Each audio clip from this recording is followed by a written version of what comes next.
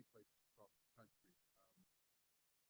Uh, Several years ago, I touched base with an individual, good friend of mine, who was in a prison in Illinois. I'm from Chicago and have spent a lot of years working around issues of mass incarceration, and also just dealing with the justice system across the board.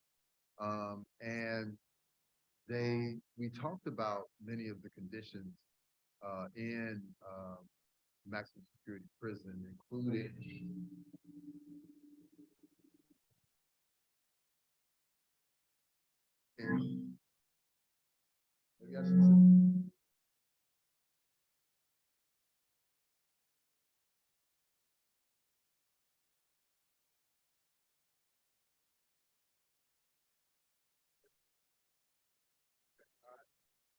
well, I say something, I'm like, oh, yeah, now that we have, I'm like, um, yeah, but I'm talking with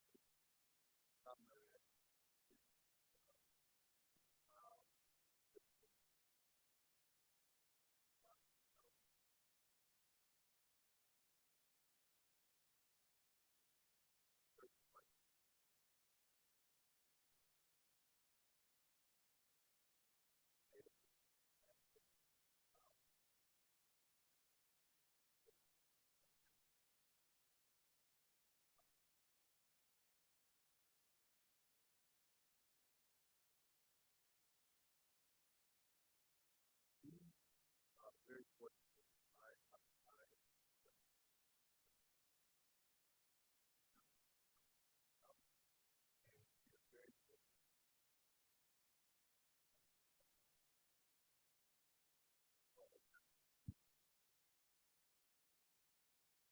We are very fortunate, right, to be able to have partnerships throughout the university, and so it's in this spirit that this panel today will speak to and inform on some greater issues that are happening in our state. So I'm going to let my panelists introduce themselves and say more about who they are and their backgrounds and why we're here today. So what I'll do is I'm just going to introduce you by name and then have you say a little bit about your organization and why you're here today. So let's just do that now. So let's start right to my left.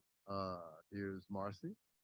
Marcy, can you tell us a little bit about your organization, why you're doing this today?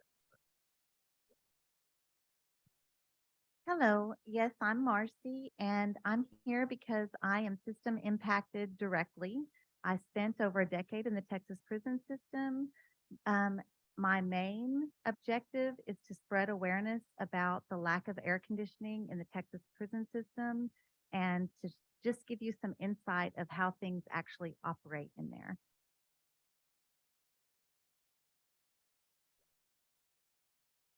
Hi, I'm Dr. Carly Purdom. I'm research faculty at the Hazard Reduction and Recovery Center here at Texas A&M in the Department of Landscape Architecture and Urban Planning.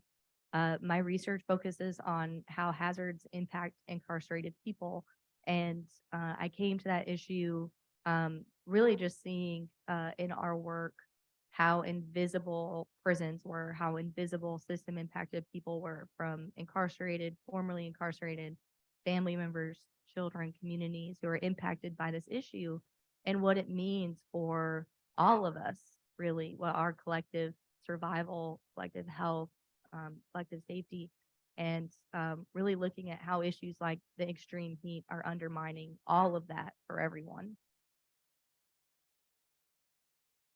Hi, my name is Sean Adams. Recently came home almost a year now from Texas prisons after doing 10 years. Uh, Currently, I've been working with Texas abolitionists and fight toxic prisons out of Fort Worth. Uh, I'm also currently doing a podcast called Conversations because convicts and we're having conversations. And in doing so, I want to be able to give voices to all the people who have come home and the people who are still locked up because be able to bring awareness to these barbaric conditions and the fact that prisons existing as this kind of culture, just do nothing to correct our situations, do nothing to reduce the violence and harm in our communities. Like, Hi there. My name is Dr. Amit Dominic, and I am the president and founder of Texas Prisons Community Advocates. I started this journey in 2015 when my ex-husband was incarcerated, and I was introduced to the fact that there's no air conditioning in the majority of the Texas prisons. And from that point on, I started learning more and more about some of the other atrocities that happen within the Texas prisons. I work with incarcerated individuals and predominantly affected family members to help the family members in navigating all the nuances that they have to deal with TDDCJ and helping the currently incarcerated individuals in advocacy needs. That's the majority of our work that we do. We have a couple of areas that we really focus in on in terms of those atrocities, and the heat being our number one issue. Also things like medical issues, solitary confinement, the toxic water, the deplorable food, are just a few of the topics that we cover or that we try and assist people in terms of advocacy and bringing awareness to the general public about these situations. Hello, my name is Taikira Mims. I'm a third-year doctoral student in the School of Public Health, studying epidemiology. I consider myself to be a disaster epidemiologist, so I study how hazards impact vulnerable populations. And when we think of vulnerable populations, we especially should think of the incarcerated population and what we can do there to minimize their hazard experiences.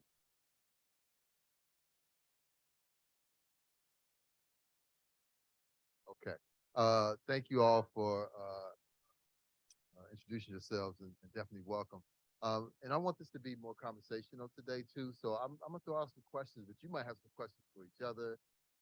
So feel free to move on that. But I want to start with Dr. Dominique and Dr. Pardee about tell us a little bit about this report that you all created this summer and really thinking about some of these issues. Can you just give us a little summary of what that report is about? Sure. So I began working at Texas A&M about 3 or so years ago. I did my graduate work in Louisiana, and when I moved back to Texas, Texas is my home state, and I wanted to know how the issues of hazards were impacting incarcerated people in my own community.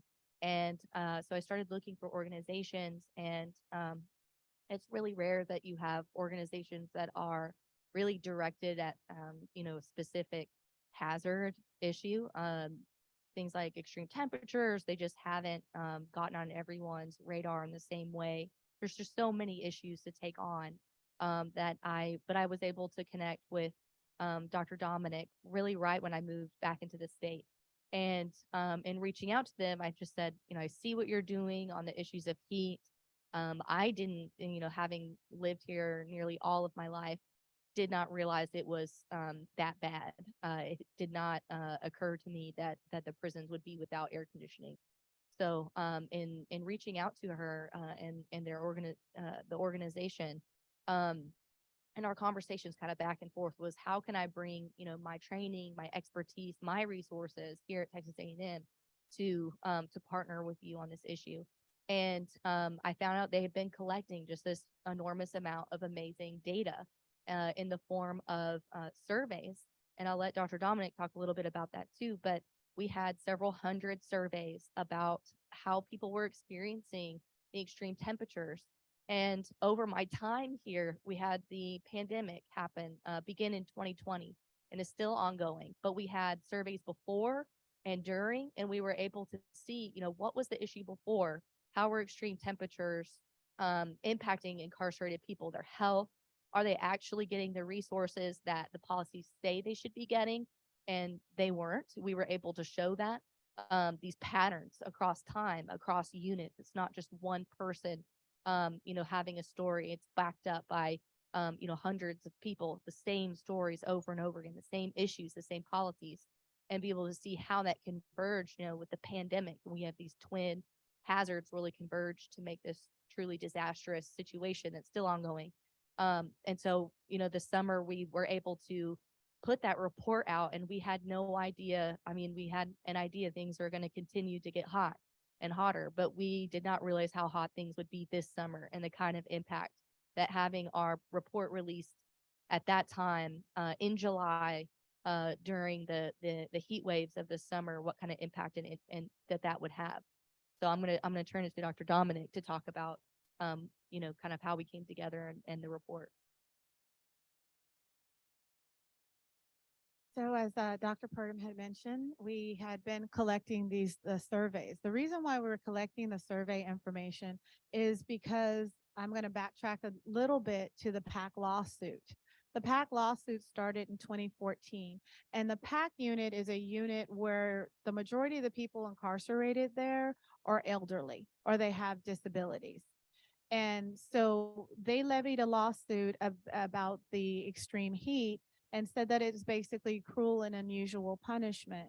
Well, at that time, shortly after that, they actually settled on the lawsuit in 2018, which allowed for air conditioning in just one of the units. During that whole process, there was investigations into what should the prison system be doing to mitigate the heat. And so TDCJ, along with some other people, came up with some mitigating factors. Things like TDCJ will say, well, you can have a shower whenever you want. We're going to allow people to go to a respite area so that they can cool off every once in a while. They're going to have water, ice water and water whenever they need to have that. We're going to start allowing you to have a small personal fan. Later on, we got things like cooling shirts. So what TDCJ was saying, things like you can have a shower whenever you want, weren't logistically possible because of the lack of staff. And what our reports were indicating was that that's not the case. Yes, it looks good on paper, sounds like they're doing something, although it fell very short of what should be doing, right? Because you're putting a Band-Aid on a gaping wound. So it's a much bigger problem than let's just throw some mitigating factors at them. And so what these surveys demonstrated is not only the demonstration, but it gave voice to the people who are inside to say, hey, this is not how this really works in here. We're not getting those mitigating factors. No, we're not getting showers whenever we want to have them because most of the showers are broken, or the showers aren't giving us cold water, or since we're running up to maybe 150 people through a shower at a time, there's not enough staff to run these individuals through a shower. And I'm not going to talk too much about that because I really want to give place for our formerly incarcerated people who can really tell you what the situation was. But since these individuals weren't being believed, because in Texas, this is a dirty little secret, right? What happens behind the prison walls. A lot of people in the state of Texas don't even know that the majority of these prisons don't have air conditioning. And if you're a Texas native, or even if you've lived in Texas for any length of time, we don't get in our cars without airing them out because it gets just that hot. And along with this report was the timing of so many other states feeling the repercussions of climate change. So now we had states like Washington saying, oh my gosh, it's too hot. And we're in Texas saying this is standard quo for us. And not only is it standard quo, but this has been going on for decades. So this partnership and writing the report has allowed for even more awareness. And that's what my organization harps on so heavily, is letting the public know and getting the public involved in this cause so that we can actually bring about a change. And we're seeing the fruits of some of that through that report. Thank you, both of you. Moving down to Texas, because I just moved here 2 years ago, and you mentioned the car and being hot, and I wasn't ready for it, right? But you even talk about even think about people living in a basically concrete steel container, right? What that means. So I'm going to turn to Marcy and Sean and ask you all to take us inside to really talk about what conditions are like when things heat up. in the environment. And also too, because Sean, one of the things I became aware of, like right when the pandemic hit, I immediately started thinking about people who were incarcerated and how, automatically, folks were shut out from the outside and lockdowns were occurring. And so take us also to, what was it like for you during the pandemic. So both of you would love to hear maybe Marcy first and then Sean.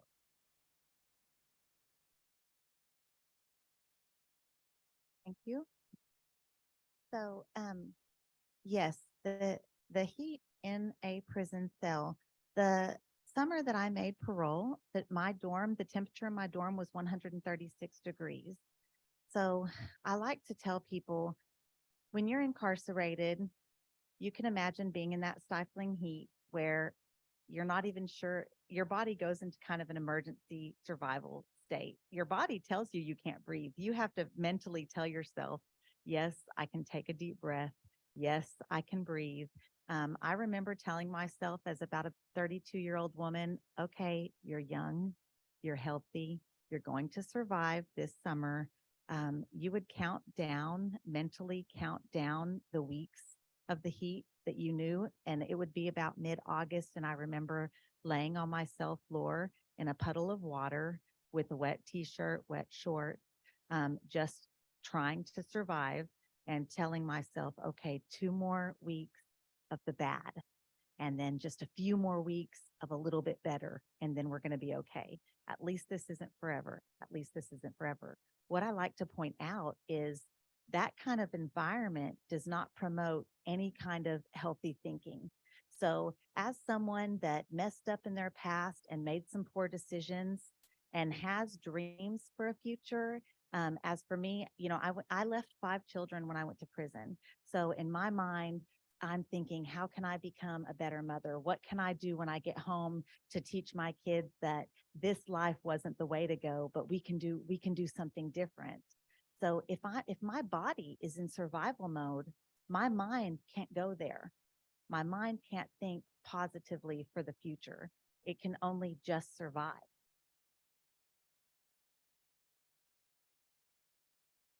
Really relate to what you're saying, because May would roll around and you'd be like, all right, it's about to get brutal, and then June you're like, all right, the worst hasn't hit, and then once you're in August you just know it's that like home stretch, and it's just I mean, even all the way up till now in October, I mean, we have a little bit cool weather right now, but even that's not like a guarantee, because I spent the last 3 years of my sentence on a unit called Clemens down in Brazoria.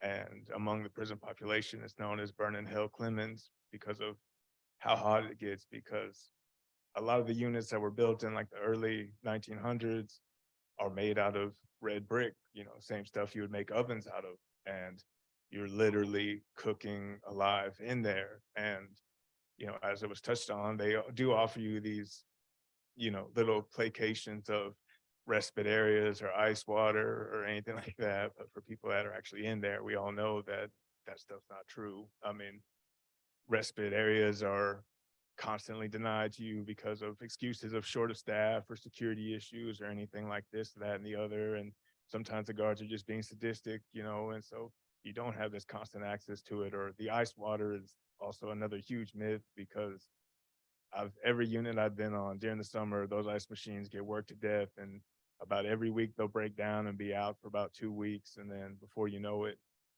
it'll be back, and then it'll be out 3 days of ice. And the other kind of cruel thing they do is it's just a little orange cooler about this big, and they lock it in a cage, so you can't refill it. So once the water's out, the ice just sits in there, and the guard's not gonna come in and unlock it and let y'all refill it or nothing like that. So you might have 80 to like 120 people like in a cell block, and everybody's lined up.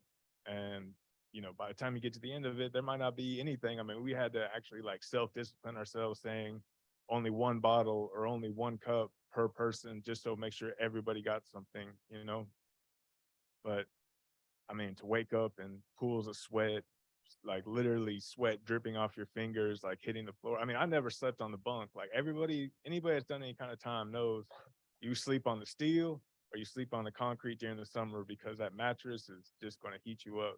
And so just to wake up like that, that's just how you start your morning. And then the access to showers is also another huge myth because most of the time they're group showers and you cannot even get into the showers until maybe like 3 a.m. And then you're stuck the rest of the day drenched in your own sweat. Like we do a lot of stuff called bird bathing, which is using our sinks to shower in. But even then, if you get caught doing that, they'll write you a case for it. But I mean, we're just trying to stay clean because of all the unsanitary issues of constantly being drenched in sweat and the unsanitary issues of prison. So to be able to actually like go through this and trying to actually like go to sleep when you can't even like breathe because like the heat is so stifling is like unbearable. And the idea that like this is just acceptable or part of our punishment is like unheard of. Like the fact that like people could be so like okay so harmful and so careless to like actual human beings. I think that's what like a lot of people forget, that like we are human beings. And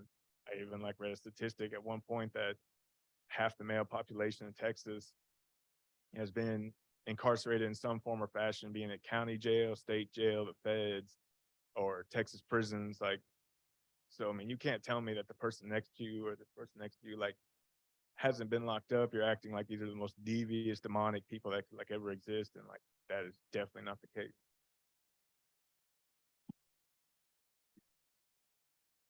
Yeah, absolutely. You so much for that. And you had some good points. You brought up about the staffing issue, about refilling the cooler. Texas prisons are understaffed. They've been understaffed. That's a major issue. That's a hard job.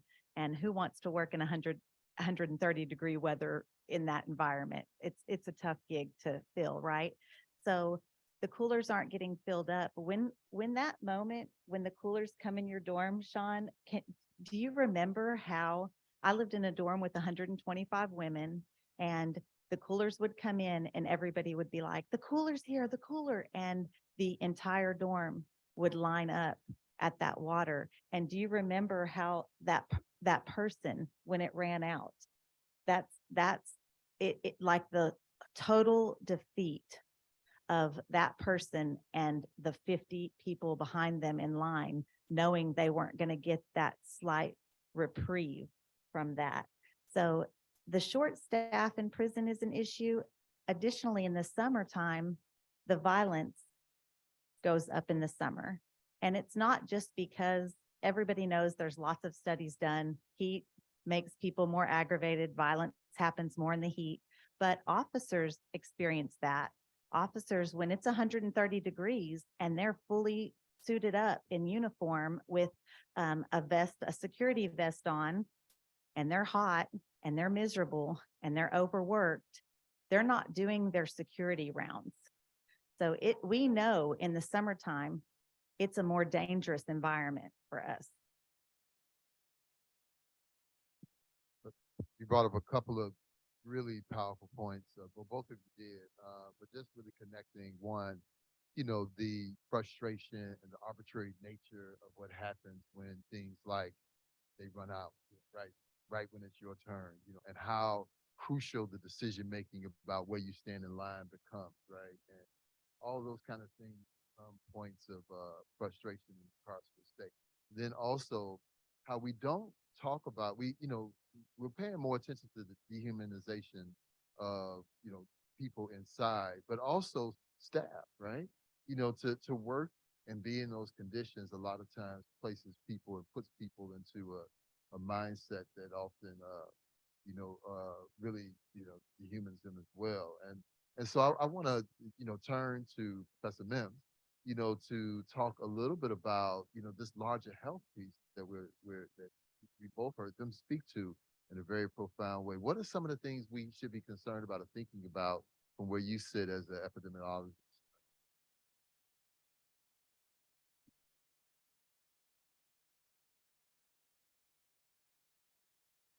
So there's a couple of things that we can think about. One is there is an aging population.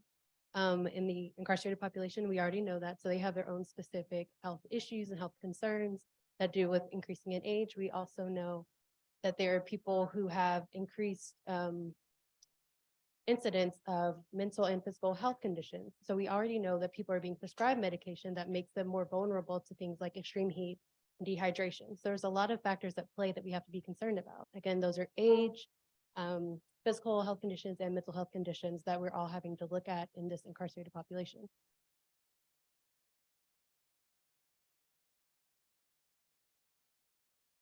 Oh, okay. So tell us a little bit about what you've been focusing on in terms of the research, and then also, um, Dr. Dominique, a little bit about what you all are pushing around policy. And then I'll open it up for questions from the audience. Can I throw it back to Marcy real quick for a little bit on the health? Because we've had some really interesting conversations about seizures in particular. Sure. And I know there was something she wanted to share about that, and it seems like a good time to. You for that. Yes. Witnessing the negative health effects on the heat it's dramatic. It's dramatic. It's anything I told you is going to be shocking, but the heat induced seizures in the summertime in prison, me as an inmate witnessed at least 2 a day, daily. And these are women literally falling out into a seizure because of the heat. So someone that's very close to me personally experienced those. She was incarcerated for 6 years. I witnessed several seizures from her. She's been home for 2 years and she works in a warehouse in a hot environment, but she has some reprieve, right? Because we have air conditioning in our vehicles, air conditioning at home, air conditioning at places we go, of cold water. She's properly hydrated at work, and she has not had one seizure since she's been home. No medication has changed. Her seizure medication has heat restrictions on it, and that's another big issue in prison. People, a lot of mental health medications and seizure medications, those have heat restrictions on them, and they don't want those patients in an environment that's over 85 degrees. And then, so now they're not, right? So it's just so much worse. I'm going to touch really quick on the elderly because you brought that up. And so witnessing elderly women during those summers, it's heartbreaking because those ladies cannot get up out of their bed in the summer months.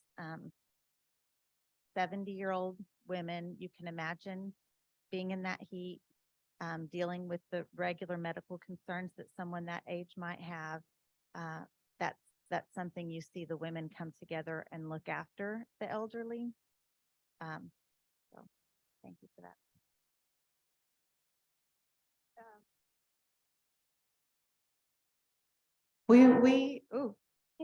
It's on now. We very quickly realized that we couldn't deal with the heat without dealing with medical issues because they were so closely tied together. So from seizures to asthma to there's just a plethora of medical conditions that are affected by the heat for not only those who are incarcerated, but also the officers are there. So in terms of where we're heading for research, we're going to continue to look at those surveys. As we actually, this summer, it was so brutal. I got letters asking for me to send in like 100 more surveys, 200 more surveys. So we're going to definitely continue to look at that. We're continuing to look at the temperatures, and maybe either Marcy or Sean might want to share a story about that, about the thermometers at some point. But what we're seeing is the thermometers are in locations in the prison that are probably the areas that are cooler. Typically, they're not accurately read. So one of the things that we're moving into in terms of investigating the research is what's the truth about those thermometers? We have documents from incarcerated individuals, journals, where they're saying, I just heard on the radio it was 106 degrees, but the thermometer in my dorm is reading 102. What's going on? Is this thermometer broken?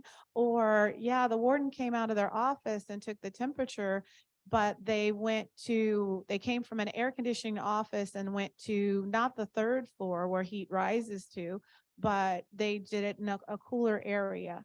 So in terms of the research, looking at those kinds of things, also branching out into some of the other issues like the toxic water.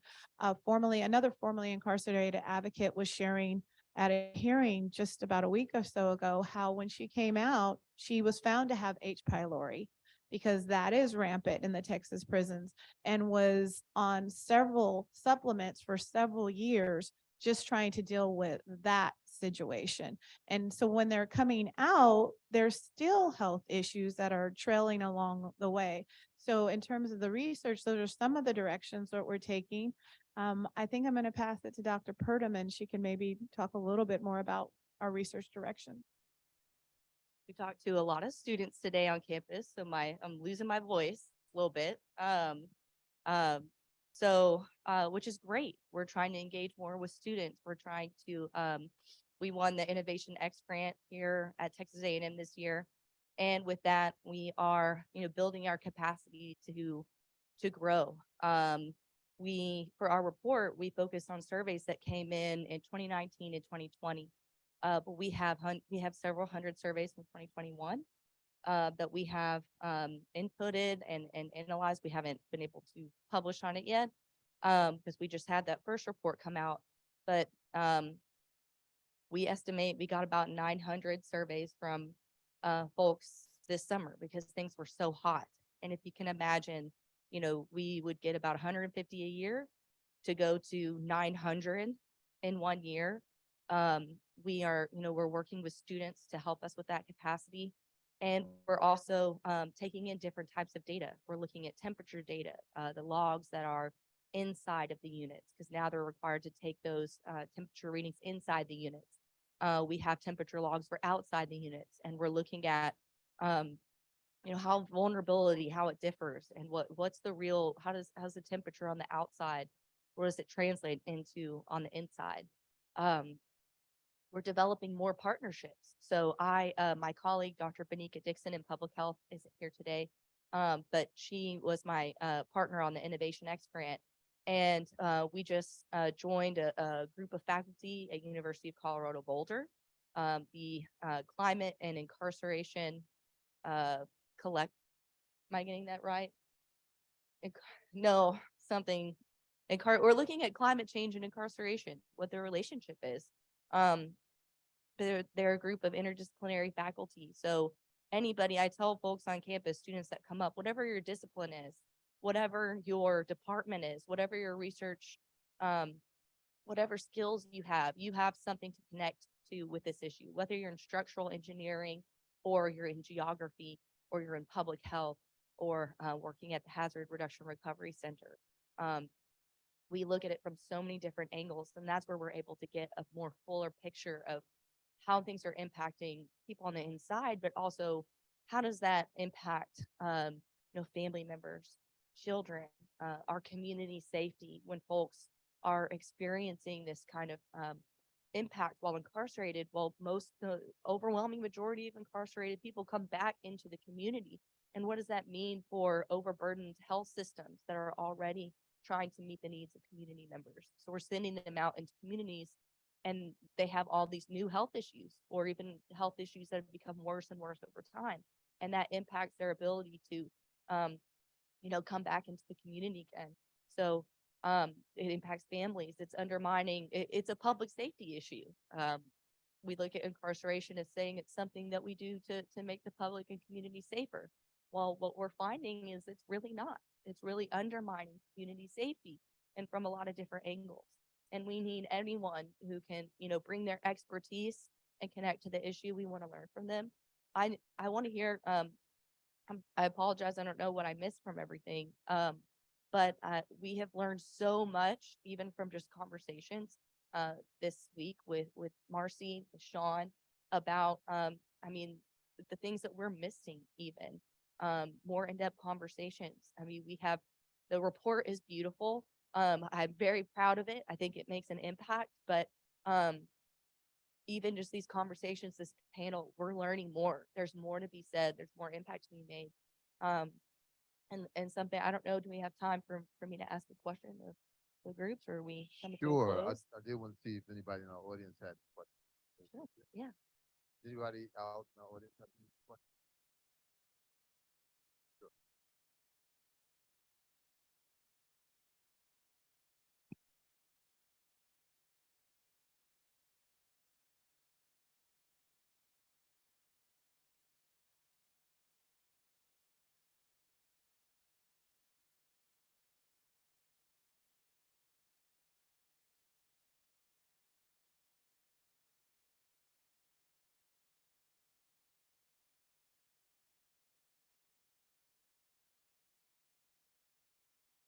Great question. You have So as an advocacy group, I can actually send those surveys in. Since I do have some kind of academic experience, I try and, walk that line with that, making sure that people are informed of, their participation efforts. We send it out to our mailing list. So we have individuals who are already on the mailing list, so they know that these are coming. And then oftentimes they distribute them throughout the units. Like I said, they were asking for extra copies this summer. And so they're finding ways to make copies and distributing these surveys. So the challenge would be if TDCJ just decided they're not going to let us do it anymore. But other than that, we do have the freedom to send those surveys in. And I just want to also briefly mention, Dr. Purdom had talked about how you can utilize your various talents to get involved. Well, one of the things that we've started recently as a call to action is our I'm Affected campaign. And you at A&M are the first people to hear about this, right? This is brand new. But what we're saying is that you may not think that you're impacted by this, but the reality is, as Dr. Purdom mentioned, 95% of these individuals are going to come back into the public, and they're going to come back either very angry and not having the knowledge or the resources they need to be able to survive back in the community, not having that community support, or if we act more humanely, they're going to come back into our communities with a whole different perspective. And like I had mentioned before, the prisons, what goes on in these prisons is a dirty little secret. So because we have very few people in our community who can speak out about this, there's fears of retaliation. There's a lot of political things that kind of surround this. So oftentimes you're not getting the family members who are speaking out because they're scared that their child is going to get beat up. I mean, this is just the reality. If they speak out, what's going to happen to their child who's actually incarcerated right now? What's going to happen as a former officer, a former Wyndham employee, when you go to another job recommendation and because you have now, quote unquote, made the agency look bad, you're going to get a negative response to that. So there isn't a lot of conversation. So we're really trying to bring awareness to the public so that the public can join us in these efforts, and the public can also realize exactly how impacted they are by these inhumane conditions within these prisons. questions? Sure.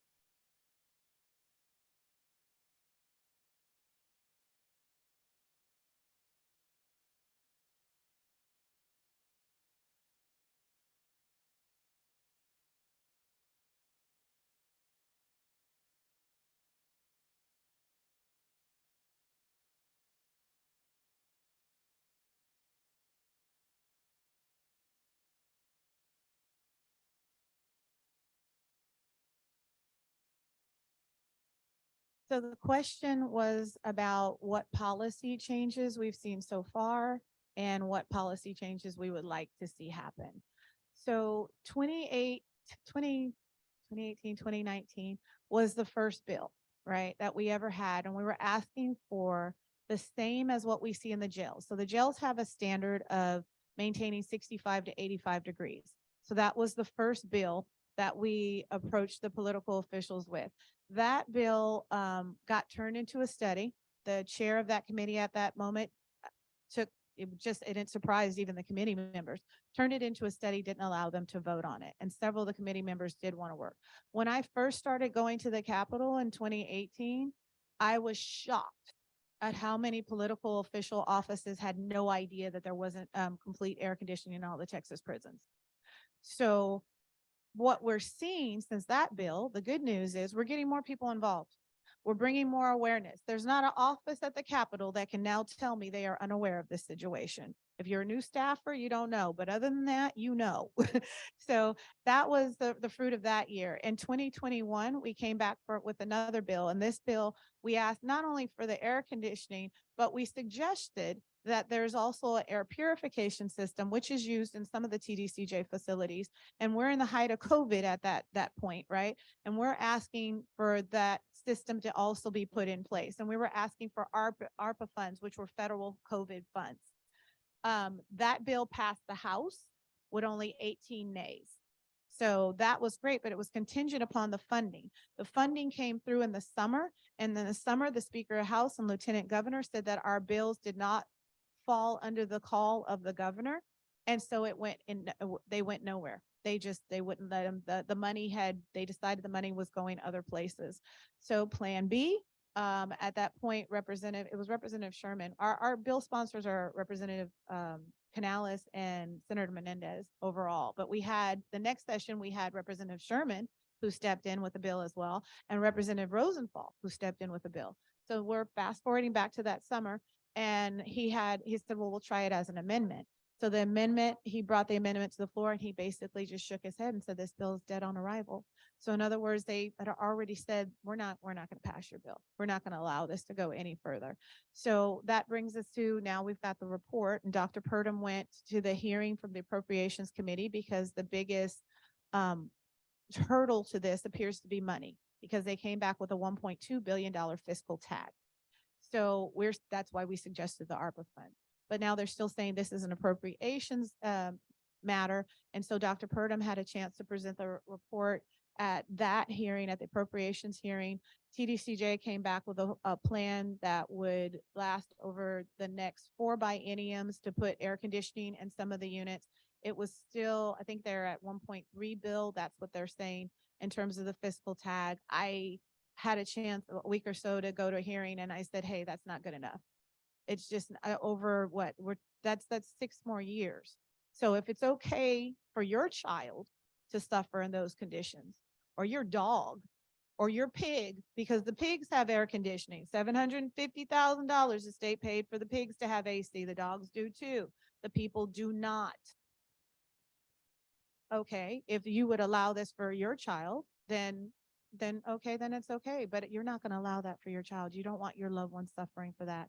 So what we have seen that's good is we've got more people who are getting involved, more people who are paying attention, more people who are talking to their legislators and getting the word out. So that I consider a win. And with this report, that just added to that. More people like our formerly incarcerated individuals who are coming out to speak about this. And I'm just so happy they're here, because this is the truth. This is the secret shoppers. And this is difficult to go back into that place and remember those atrocities and then speak to that about it, towards another human being. So having that available, and every year we just continue to grow and grow. The next session is coming up in January. We will be putting forth another bill. That's not going to go over 6 biennium. We've also asked for things like, if you've got units over 100 years old, start closing some of those, looking into MRIS program or compassionate release to release some of these elderly incarcerated individuals, instead of having so many people incarcerated in the state of Texas. We beat out the federal system, folks. We beat them out in COVID deaths among our incarcerated individuals and our officers. We're not that as big as them, but we're the biggest system out there when it comes to the states. That just shouldn't be happening. So we continue to press on to bringing that awareness. The Purdom, I think you had some questions for our returning citizen. So in, disaster research, one of the things we talk about incarcerated people vulnerable is that makes them vulnerable to extreme heat, to hurricanes, to any kind of hazard or disaster, is that they can't take protective action. They can't protect themselves. They have to fully rely on the state, the staff to protect themselves. But we were having just some great conversations this week about all the ways that people take care of each other, and how important those stories are. So if that's something y'all want to share about, just kind of how do folks take care of each other while they're, trying to survive these conditions?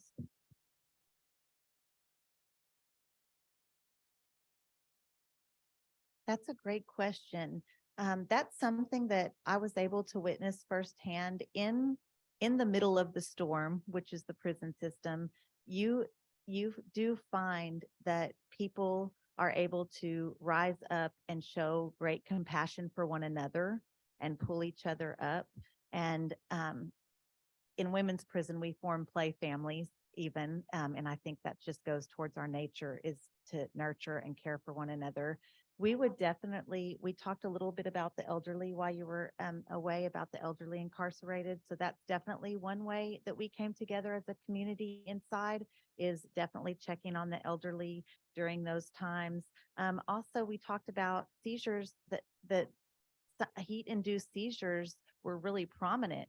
And that's something that you would see watching out for one another. The staff does not get in to the dorm or into the cell in time to protect a seizure patient's head from the concrete. Everything in prison is concrete and metal. So we saw that a lot. Definitely going to get water or wetting someone's t-shirt even that was too weak to get out of bed in the heat. We would take her t-shirt off and go wet it in the sink, bring it back to her so she would have a wet t-shirt to help her stay cool.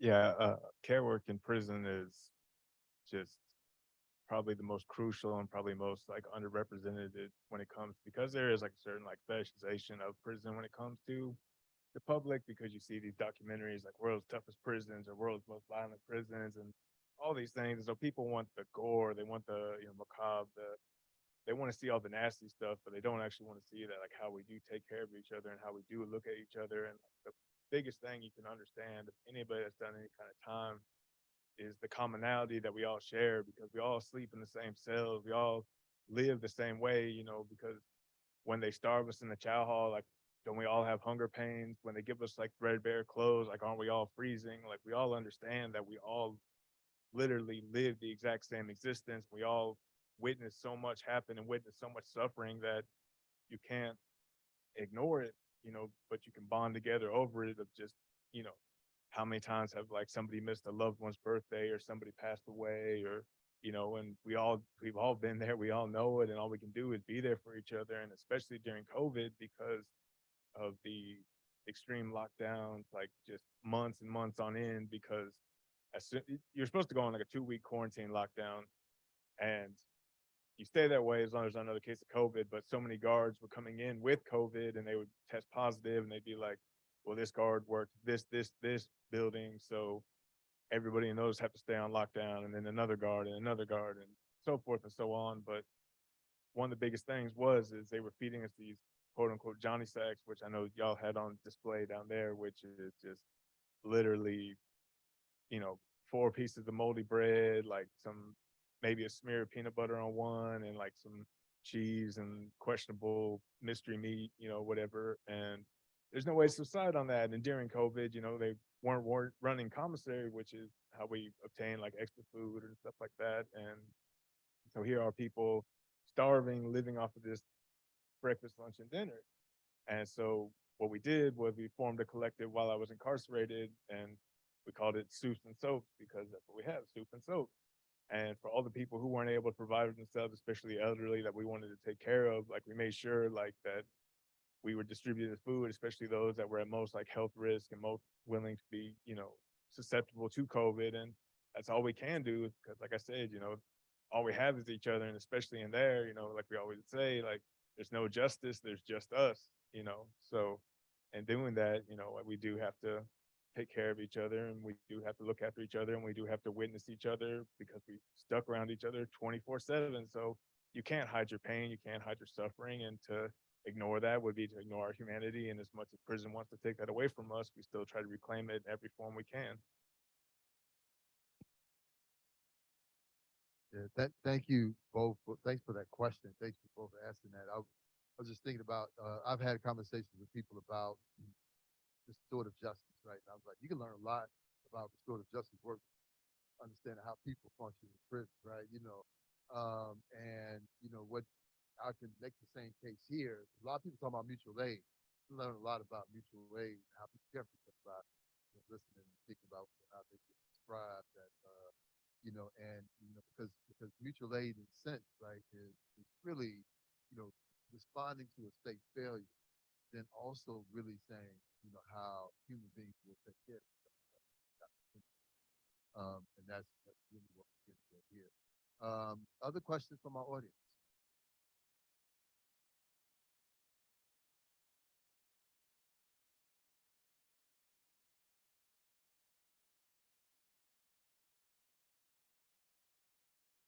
Everybody's picked up their mic like, Yeah. we got something to say about We this. can all talk about it. There's mixed information out there as to how widespread the issue is. And so what we're doing as part of our Innovation X grant is we're mapping out how each state deals with extreme temperatures. USA Today did an article, a news article where they said at least 44 states don't have their systems completely air conditioned. But I'm not exactly sure what that looks like or what that means. That's a lot, that's a much larger number than I was anticipating. So what we're doing is we're trying to map out how many states are dealing with this, but also what are the other issues that come up. So um, a lot of things that happen are, like power outages, blackouts. How are states that do have air conditioning? They're still being exposed to extreme temperatures because there's a lack of investment in maintaining them. There are some states that will sometimes, prisons take up a lot of energy. So, turn the power off at strategic times, to reduce power on the grid. That's an issue I'm concerned about here. Could be something we see in the future is, say we do get air conditioning, how effective is it going to be? How can we put in systems of accountability? Like Dr. Dixon was talking about, not Dr. Dixon, Dr. Dominic was talking about, why we need a temperature range requirement, because then that puts in accountability for how effective the air conditioning has to be. So, we're looking at, Texas is definitely not the only state. Most of the ones where it's concentrated are in the South, where you do have these kind of more exposure to extreme heat, so it's more worrisome. And it's definitely tied to, histories of really harsh prison conditions, and that being a tough on crime political movement. I mean, I've seen newspaper articles from the 90s coming out of Houston where politicians running for some local office are saying, yeah, we'll add air conditioning to the prisons, but only for like if you work so many hours, like putting in tiers where you would have to work your way into getting access to it because it's seen as like this luxury. Concerns were about, in partnering with folks like in Colorado, building partnerships here at the university is with climate change, we are expecting an increase in the number of days over 100 degrees. Where states like in the USA Today article, Alaska, they said that's not a problem here. Well, it's gonna be, and it is. We are seeing heat waves in places that are not set up to deal with it, and people, especially with prisons, the main things they think about is I need cheap land. I need to build this construction to be as cheap and secure as possible. And that means there's been very little consideration to how things like extreme temperatures will degrade things over time. What is the climate like in that area? They're kind of given a box model where it looks the same. So that's something that our team is taking on. Our students, Tech here, I don't know if you want to add anything to that discussion of we are, looking these different states and taking on, trying to see, move forward the conversation on where else is this an issue? Yeah. Okay. So go off what Dr. Purdom was saying. So basically, we're collecting case reports for each state and trying to quantify the problem and figure out how each state is addressing it. We're also looking at policies that they have in place and how those policies may or may not be implemented effectively. So that's one of the things we're looking at. And then we're also, again, looking at the survey data. So we have quite a few projects, and again, the temperature log data as well. So we have quite a few things that the students are involved in and trying to figure out where these problems are occurring and basically how they're playing out by state. One last thing is that what we are seeing in those states is that all prisons everywhere are responding to the issue in the same way because there are very limited ways that you can respond to extreme temperatures in prisons when you're dealing with a large population. I mean, prisons are all built in the same way. They're all built for the same purpose. And so the options of responding are limited. So all the states, they're all responding the same way. They're all saying, we're giving out extra water. We're giving out extra showers. Texas, I think, is doing something extra with saying that they're doing these cold respite areas, but that was only after the lawsuit. And we're seeing that that policy is not even being followed. So, our report, the data we're finding, it's an amazing data set. It's rare to be able to get that perspective, but it is meaningful and can contribute to discussions in any state, in any prison, because they're all going to be responding in the same way. We see the same issues, and a report just came out in New Jersey, but ours is the only one I've seen that centers the voices of incarcerated people, the people currently experiencing it, giving that detailed pattern across all of the units, across time. We're hearing the same stories over and over again, and it all lines up with other research that's been done on prisons, other things we know in public health, and the way that prisons are built. It's all lining up. So I think our report should be used in any state that can be, experiencing issues with extreme temperatures. One thing to note, each region has its specific vulnerabilities, right? And you might think, this might be just a southern issue when you think about some of the prisons in the north and Midwest, and also rising temperatures there, right? They weren't prepared to deal with any heat, right? Now you see it's getting pretty hot, so a lot of folks are talking about these issues, as well as some of the ongoing issues associated with things like the pandemic, and just consistent vulnerabilities that people are facing. Other questions from the audience? All right. We're going to begin to wrap it up, but before that, I would love to hear from each of you to talk a little bit about, what do you see going forth? Some of the issues that you're going to be addressing or thinking through, or organizing people together for. And I'll start with you, Marcy, and we can wake up. Well, I feel kind of new to this game. I've been home about a year and a half, and it took me a full year to just get used to being home and around my family and getting pulled in every direction that the free world does, work and mom and all of those things. And so I'm kind of new to the advocacy scene. I picked up the phone. I made one phone call, and that was to a reporter, Carrie Blakinger, and I said, I need help. I want to help. This is ridiculous. And what can I do? And she introduced me to a few people. Through that, I met a need. So I'm partnered up with Texas Community Prison Advocates. So in the middle of all of that, I started creating content on social media, and that has been a great outlet for me to be able to spread awareness. I have a fairly large following, and some big things are kind of happening from that, spinning off from that. And so my hope is this next year, I'll be able to reach a much larger audience because of the doors that's opened up. And so I just want to tell everybody that first, there's no air conditioning in Texas prisons, because I get a genuine look of shock from a lot of people when I say that. And so my goal right now is just to continue spreading that awareness. And I'm also working with another group, Texas Statewide Leadership Council, and they're working on a few different bills, getting those passed. Heat is my passion, my heart, my first priority. I'd say we've done some amazing work on the extreme temperatures, and we're going to continue with that until there is no more problem, and we will continue to do that work.